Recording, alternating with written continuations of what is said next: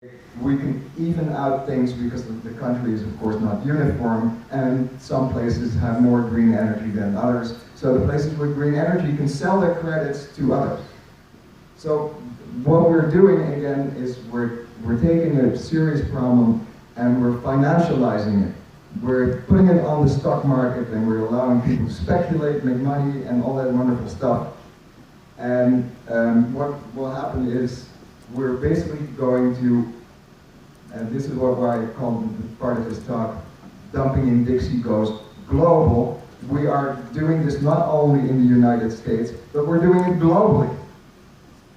So we're going to tell somebody perhaps on the southern hemisphere, hey look, we're going to buy up your forest and we're going to make sure that it doesn't get chopped down, and because we're preserving your forest, we can keep on using a little bit more of the greenhouse gases up in the north.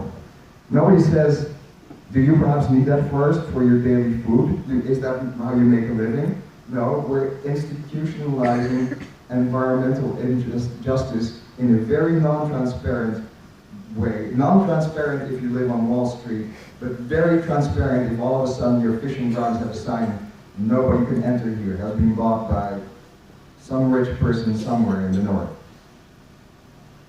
Now, here is, and I'm almost there. So there's a global alliance of indigenous people and local communities on climate change, and they oppose this kind of stuff. So this is the kind of program, and this is how they formulate it, and I can't do it any better than they do it. The program that does this kind of deals is called Rhode, Reduction of Deforestation and Forest Degradation. Well, who could be opposed to that? Well, you could be opposed if you know how it works.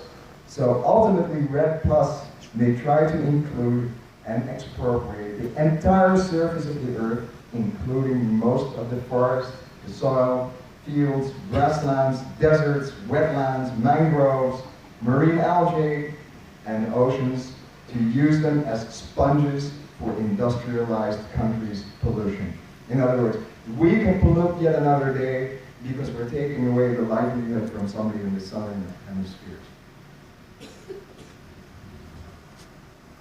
Now, some of us, I mentioned that I've been arrested doing civil resistance. Some of us think that civil resistance is the only way that we're going to ever change this system. The industry calls us eco-terrorists. People here at URI who don't agree with us call us troublemakers. Well, who knows? The eco-terrorists I don't plead guilty to. I know who the terrorists are, and I'm not one of them. But if you paid any attention to what Pope Francis said last week when you visited or read the encyclical that came out a while back, it turns out that he says precisely the same thing as what I've been telling you. Namely, well, read it. The strategy of buying and selling carbon credits, that is this cap and trade business, can lead to a new form of speculation which would not help reduce the emission of polluting gases worldwide.